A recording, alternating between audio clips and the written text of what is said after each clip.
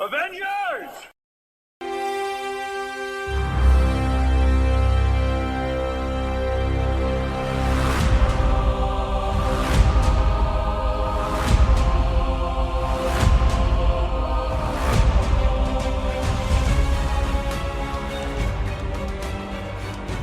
this is Talking Smack, and I am your host, Alex. This week we have joining us Josh from the Talking Smack podcast, and from the Movie Wire podcast, my co-host Justin. Hello, Justin. Hello, Alex. How are you? I am doing fantastic. I'm so glad you could have joined me again this week, and I just want to let you know, you did hear a different name in there, Justin. It's not just me and you this time. I'm introducing you to Josh from the Talking Smack podcast. Say hi, Josh. Hi, Josh. Josh, I cannot believe we're actually talking on your podcast this week. I am super I know. excited. We get to talk smack in person, kind of.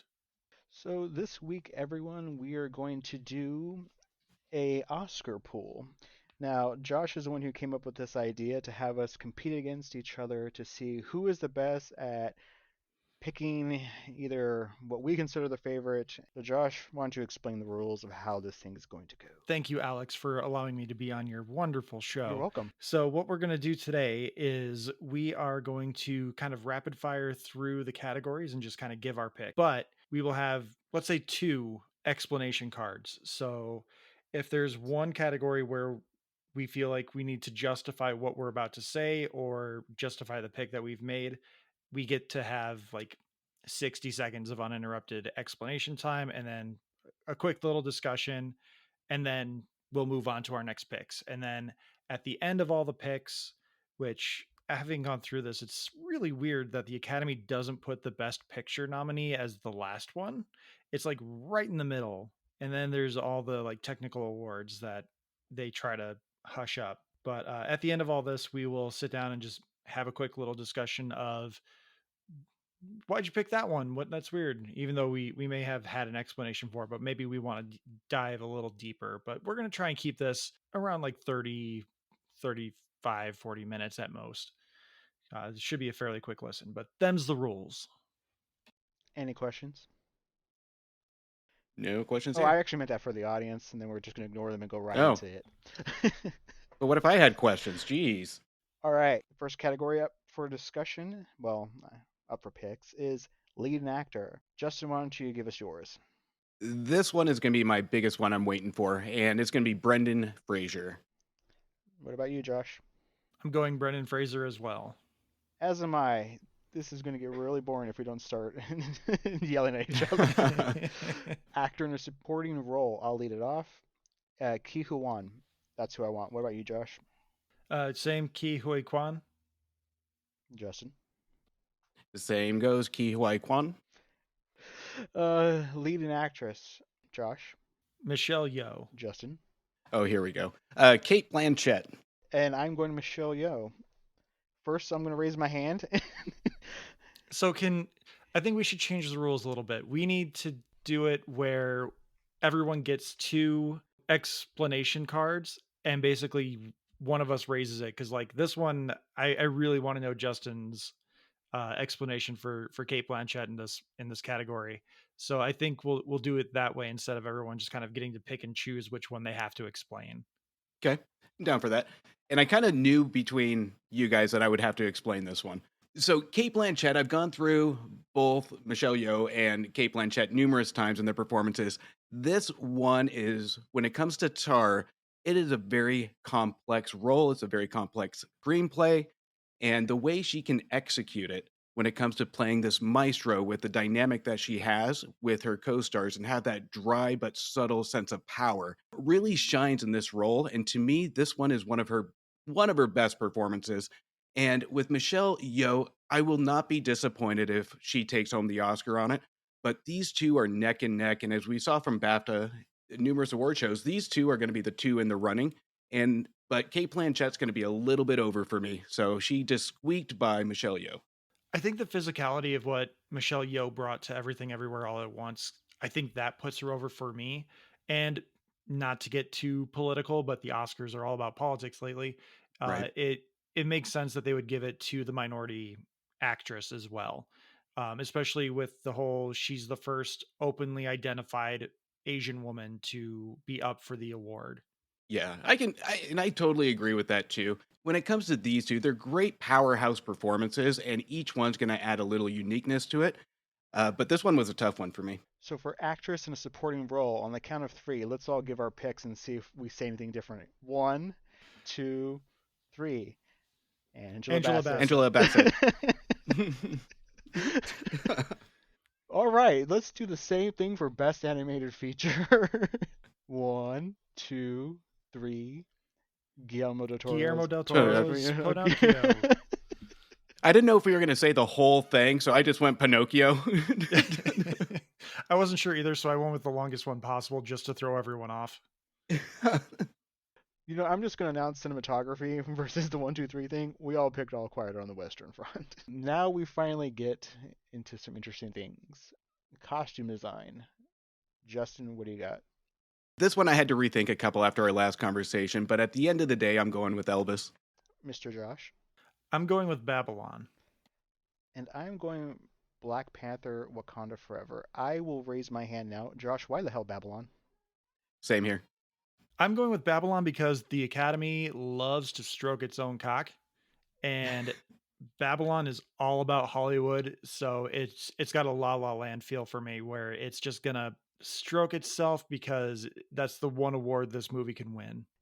This movie just came and went. It was a financial bomb everywhere it traveled. And I just hate But it's it. aggrandizing I Hollywood, so it's know. something that they love to do.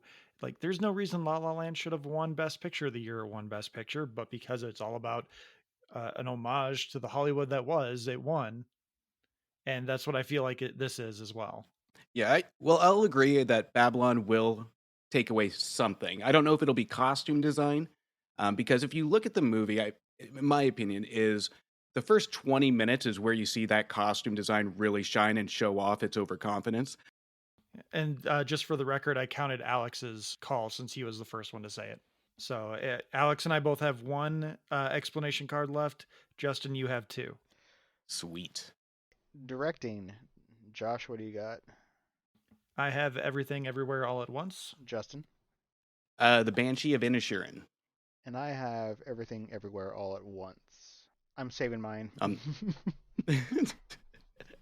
Sames. I think I think I know enough about the Banshee of Inisherin to know why Justin went that way. Especially listening to the previous bonus episode where you guys talked about the nominees. If I remember, Justin had said that he thinks the Banshee of Inisherin will win, which usually the best director and the best picture are hand in hand. Usually. Yeah, I mean, I want Everything Everywhere All at Once to win, but I would not be surprised by the Banshees at all. All right, documentary film. I will lead this off. A House Made of Splinters.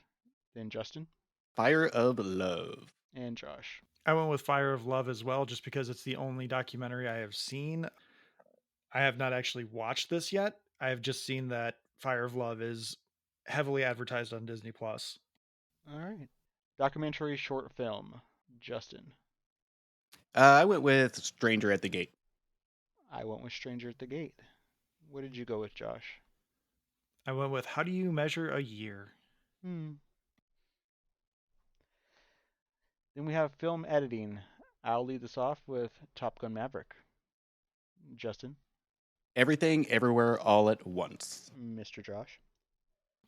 So on the sheet, I have Top Gun Maverick, but I was actually thinking about it today, and I would like to adhere or request from the group if I can change it to Everything Everywhere All at Once. Okay, all right. Josh, we're going to need you to leave the room for a moment. Justin and I got to go over the rule book. Justin, as you can see on page 14, subsection C, as annotated by Ricky, you are allowed to make changes until the podcast is released. Do you want to give it to him? Let's do it. We'll make that exception for him. Oh, good, because I've already changed it in the spreadsheet. All right, sounds good. Also, I love the fact that you talked about how Ricky had annotated everything because she is a statistician librarian. All right, Moving on, we have international feature film. This is another sweep for us. For some reason, we all went with All Quiet on the Western Front, the big Netflix release. That Netflix money has to go somewhere. Why not bribing the Academy? Nailed it. Simple as that, huh? Corruption's a big thing in all my picks here. As it should be. And makeup and hairstyling. Justin. Ooh, I'm going with the whale on this one. And Josh. I'm going with the Batman. And I'm going with Elvis. Can I use my challenge Oh, card? heck yeah, you have two. Oh man, Josh, I got to go with you on this one. All right, we're all down to one challenge card. Sorry for the clicking of my pen. I'm very cynical on the hair and makeup one, just because again, after listening to your Oscar nominee episode, all I could think about was what you guys were saying about all these other movies where like The Whale was, it's pretty much just Brendan Fraser in the suit, and same thing with the Batman. It's pretty much just Colin Farrell in like the full body makeup. And if you remember in 2017, Suicide Squad won for Best Picture pretty much on the basis of the Killer Croc makeup, and that was it. And I feel like that just like put a cloud over that entire thing, because now when you talk about the 2016 Suicide Squad movie, you have to say the Academy Award winning Suicide Squad. But I went with the Batman because I was leaning towards the Whale, but you can still see Brendan Fraser in the performance, which is part of the point. But with the Batman, they pretty much just went like, yeah, Colin Farrell's under the makeup. It's almost like when everyone found out that Daniel Craig was the stormtrooper in the interrogation room with Rey in The Force Awakens. Like, you don't know that. You could just find out that that was a random dude, and you'd be like, yeah, okay, yeah, random dude is a really solid penguin, cool. But it was Colin Farrell under all that makeup, which you could argue that if you're going to make him unrecognizable in the makeup, why even cast him? But I think that's why they cast him, is so they can be like, look at this great makeup job we did. Give us an award, please, so we can call the Batman an Academy Award winning movie. You being the cynical type with this, do you think they use the name mostly, the Colin Farrell name, to promote that movie, just putting him under all that makeup? That would be my only like cynical piece of it that I would say about it. So I don't think that's necessarily the case, because according to Matt Reeves, they cast Colin Farrell to be Colin Farrell. And then when they were doing makeup tests, they're like, can we go a little further? And it just got to the point where he was just completely unrecognizable. And they're like, oh my God, this looks amazing. And now he's going to have to sit in that makeup for 2 years while they film a Penguin spinoff for HBO Max, as well as the Batman 2. So, like, I don't know if it's necessarily intentional at the time, Mm. but it was definitely submitted and probably paid for to be nominated and win. All right, moving on to music original score. I went with Everything Everywhere All at Once. Josh? The only movie I have seen of this list is Everything Everywhere All at Once. So I went with that, but I could see them giving The Fablemans the best score just because it's John Williams. And Justin. Yeah, I went with the Banshee of Inisherin, and I kind of agree with Josh on that one as well. We have music original song, and we all went with Black Panther Wakanda Forever. And it was recently, I think it was announced this week that Rihanna would be, in fact, singing this song at the Oscars. Awesome. Yeah. Oh, sweet. Yeah, I just have to agree with what Justin said when you guys did the nomination announcement episode. It's a good song. It's not just like, oh, this complements the movie very well. It's just a good song. If you heard it on the radio, you like, oh yeah, let's stay here. Very emotional song. Very great. All right. Best Picture, Justin. Mm, shocker here. It's going to be the Banshee of Inisherin. I went with Everything Everywhere All at Once. Josh. I went with Avatar: The Way of Water. No, I'm sorry. No. I went with My heart just jumped. I went with the Banshee of Inisherin as well. I'm hopping on the Justin train with that one. Production design. I went with Elvis. Josh. I went with Babylon again, just kind of hedging my bets because I feel like this is another category where Hollywood and the Academy can kind of stroke itself off, being like, "Yeah, Hollywood, we're so great." And Justin. Yeah, I'm going with Babylon too because what Josh said in the kind of the beginning with costume design, I kind of feel with production design. I think they did a fantastic job with the actual design. And again, I hate saying that about Babylon, but give credit where credit's due. Short animated film. Josh. The Boy, the Mole, the Fox, and the Horse. Justin. Same, The Boy, the Fox, and the Horse. And I went with My Year of Dicks. Now I'm going to fully say the only reason I picked this is because I really, really want to see whatever B or C level actor on stage having to read all these names and then go, and the Oscar goes to My Year of Dicks. I love the pure honesty on that one. Well, it's just we watched the announcements live, and I forget which two actors they had announcing them, but they were just saying them, and it sounded like the subtitle of like a Fiona Apple album or something like that. It just sounded like it could all run together. The boy, the mole, the fox, and the horse. My year of dicks, and just that they could not get through it without laughing. My year. Yeah, that is fair. You've got the Boy, the Mole, the Fox, and the Horse, the Flying Sailor, Ice Merchants, My Year of Dicks, and Ostrich Told Me the World is Fake, and I think I believe it. Yeah, and that that sounds like a dare someone in like the Prestige Hollywood made like the longest title of nonsense ever. exactly. Out of all the categories, the short film category has the best titles. I swear they should have an award just for these. Oh yeah.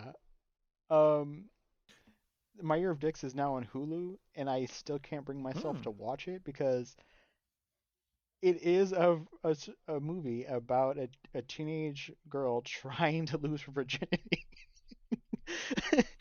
And Well, what's the There's no, difference with American Pie? I know, but it's right. animated, and that somehow makes it worse. At least, American Pie, they're all in their mid 20s. It is now playing on my monitor right now. All right, we have short. My Year of Dicks or American Pie? I can split screen it. We're good. Short film live action. Josh. I went with Evalu. Justin. An Irish Goodbye. I as well went with An Irish Goodbye. All right, sound. I'm going with Top Gun Maverick. Justin. Same, Top Gun Maverick. Josh. Thank you. I went with Avatar: The Way of Water. All right, I'm throwing my card out. Why, Josh? You haven't seen the movie. You hate this movie. You haven't seen it, and you know you can't pick Tom I never Cruise said I because you hated hate it. him. Just Explain because I yourself, haven't, sir. I don't. I'll explain myself. I don't have 4 hours to waste when I have 3 children at home. It's not wasted. That's why it's a I good haven't. movie. That's why I haven't seen the movie. But I went with Avatar for sound design because I mean I know that like war movies, especially like Top Gun, sound design is very important, but Avatar, so much of that movie is made from the ground up with the sound. And so I feel like if they're going to give James Cameron an award for this year with Avatar, it's going to be either visual effects or sound, which it's more than likely going to be visual effects. I do think that they literally had to create every aspect of the sounds of these movies from the ground up, and that is something to be awarded. I am glad that you could admit that something was good. Well, I mean, I'm still saying like the only things that I care about in this year's Oscars are Brendan Fraser, Michelle Yeoh, Angela Bassett, and Ki Hoi Kwan winning their awards. If they don't win, if those 4 don't win, we riot. I agree. Agreed. All right, for visual effects, we all went with Avatar: The Way of Water. I think Josh just explained why we all went with that. All right, for writing, adapted screenplay, we all went with All Quiet on the Western Front. Did anyone actually look up why the hell Top Gun Maverick and Glass Onion were in adapted screenplay? It's because they're sequels. That is now what they're doing? I guess I don't know if there just wasn't enough quality adapted screenplays or what, but I was curious about it not too long ago because I saw Ryan Coogler was credited as a writer on Creed 3, which Justin will be joining for us for that later in the week. Ryan Coogler has no real attachments to this other than like an honorary producer role and screenwriter because these are based on characters he introduced into the Rocky franchise. And so I believe because it's a sequel, it's based on a previous work, which means it's adapted. I hate that.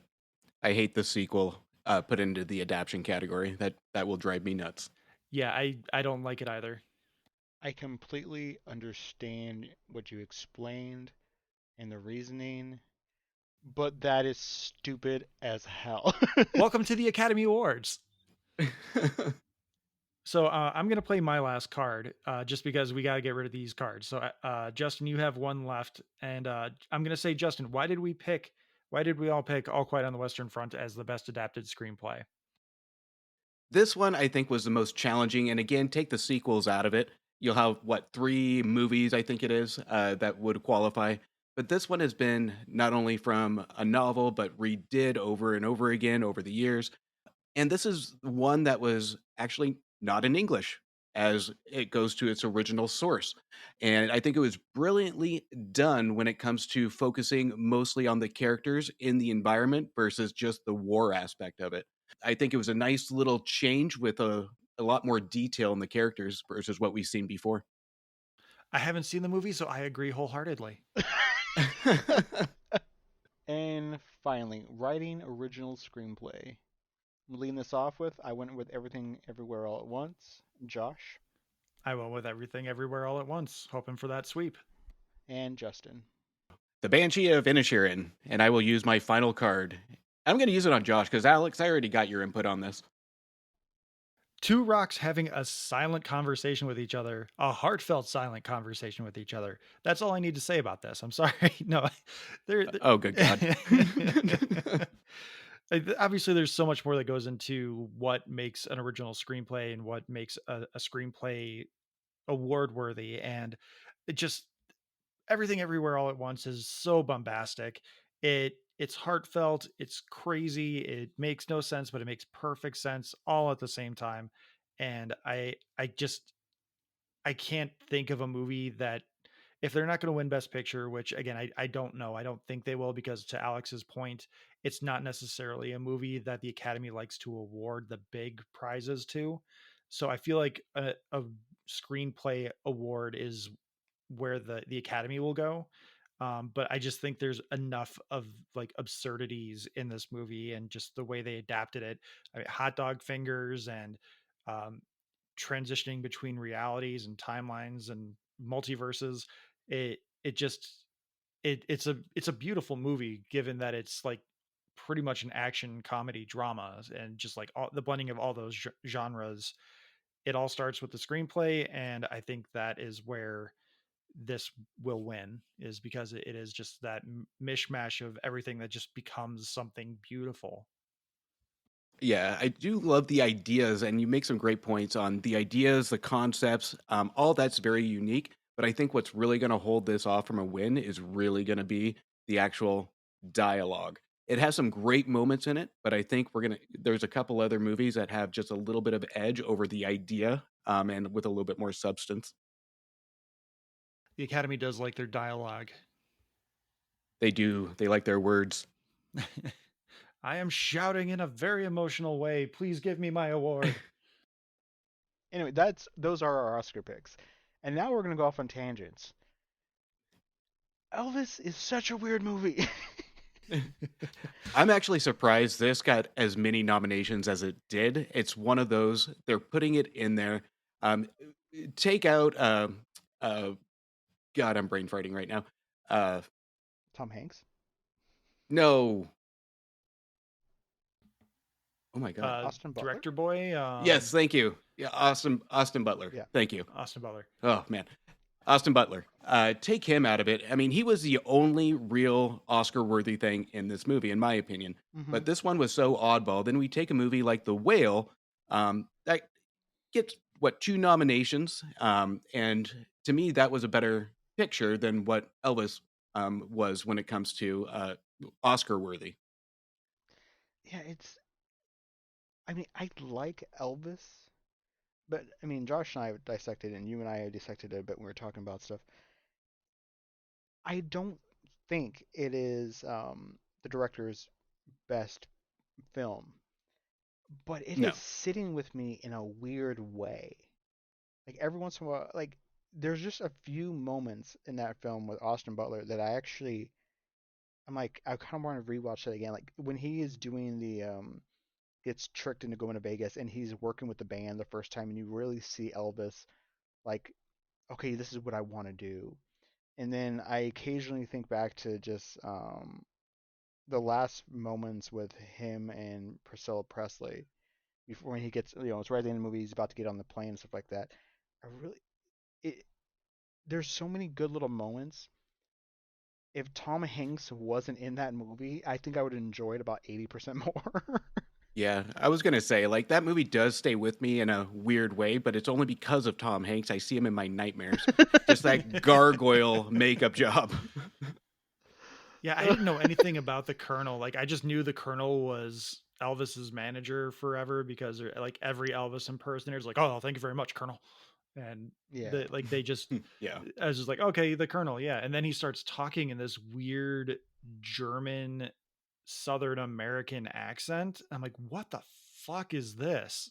This is a choice." And then I looked up his biography almost immediately. I was like, "Oh, okay, he emigrated illegally into the country after World War II, and uh, yeah, so it makes sense that he would have this accent." But like, no one said, "Hey, Tom, reel it back because this is really distracting and hard to listen to." All right, I'm adding an unofficial category to the end of this. I would like to us all to guess the length of this telecast. They have promised this year that they're trying to bring it in under 3 hours. I'll go 3 hours and 3 minutes. How dare you? I said I was going to leave it off. All right, I'm going to go Sorry, I 320. jumped the gun. I'm going 327. What about you, Justin? Oh, I'm going 312. All right. Now this is going to be like The Price is Right. It's the closest without going over. Come on, 311. Exactly. Are you going to notate that in our Oscar pool sheet? Yeah, if you could get Ricky to go in there and make it all official with the black line, the green bar for the winner, that'd be fantastic. Well, she's not a notary, so I mean, she can't make it official, but yeah, we'll do something. Fantastic. That will be the tiebreaker in the length. Well, one thing we haven't had is, Josh, we haven't talked. What is your biggest Oscar disappointment for nominations this year? Ooh. I don't care. Honestly, I really have not cared about the Academy Awards since probably 2017 when Suicide Squad won. Like, that was the last year I really paid attention. We're going to bring this to a close. If you want to vote along with us, I don't know, join our Discord. Email us. You can join our Discord. Oh, we should make an Oscar Pool Discord, yeah. You can also email us at tsmackpod@gmail.com. Damn it. Let's start this over. If you would like to join our Oscar pool, we will create a Discord for that. It's tsmackpod@gmail.com. You can email us at tsmackpod@gmail.com. You can catch Justin from the Movie Wire at where, Justin? Any of my socials at Instagram, Twitter, or Letterboxd at MovieWire Show, or wherever you listen to podcasts. And you can catch my infrequent co-host Josh at which socials, sir? You can follow me personally at Josh_Scar. You can also follow the podcast at Talking Smack Pod. On Twitter, we're also on Post and Hive Social, as well as the Facebooks and the YouTubes. Fantastic. And we wish you all a lovely evening. And don't forget, if you're going to watch the Oscars, you're in for about 3 hours and 20 minutes of disappointment. Good night, everyone. Roll that theme music. Say it, Josh. It, Josh.